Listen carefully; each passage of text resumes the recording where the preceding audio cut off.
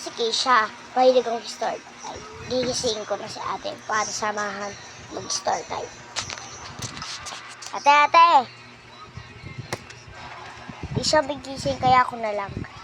Magpagalitan din ako nila. Bakit hindi siya nagising? Di siya magising. Ito kala guys, nangyari to doon sa akin sa eskwelahan. Alam niyo ba guys, dati daw sementeryo yung eskwelahan. So yung dating sementeryo yung eskwelahan, kinabahan na ako noon. Kasi sinabi sa akin noon ayun si ate gising na. Nung sinabi sa akin noon ni ate, bata pa kasi ako noon, grade 1 pa ako. Ayun Nakita ako unana.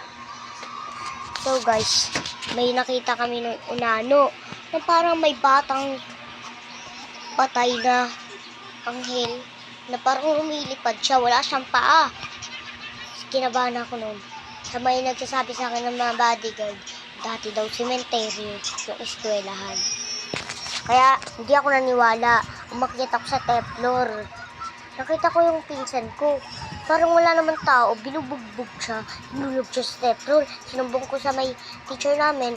Ayun, naniwala na ako na sementeryo dati yung eskwelahan namin. Naniwala na ako. Totoo nga. Binalibag yung kaklase ko. Umakyat sa top floor namin na eskwelahan. Nung umakyat siya, nakita ko binabalibag siya. Wala naman tao. Nagpahulog siya mag-isa niya. Nung nagpahulog siya mag-isa niya, kinabado, 20 ako nun. Pumunta na ako sa baba para si teacher.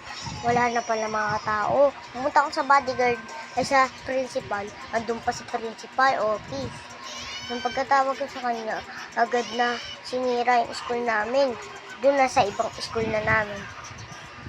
Kaya guys, maniwala kayo. Pag kayong akyat sa top floor, baka hindi mangyari na hindi mangyari. So guys, kung gusto nyo magkaganyan guys, like nyo lang sa video ko guys, magkakaganyan kayo guys.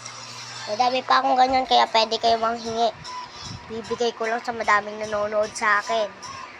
Sobrang dami kong ganyan guys, hindi halo-halo. Ayun kasi inalo ng kapatid ko Kung gusto nyo ng korumi guys, sa inyo na to bibigay ko. Kasi ang balot, syempre.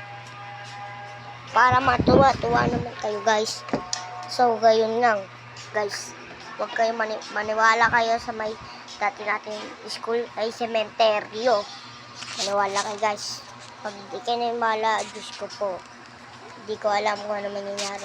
Pag hindi kayo naniwala, i-check nyo lang kung ano nangyayari sa inyo. Bye-bye guys.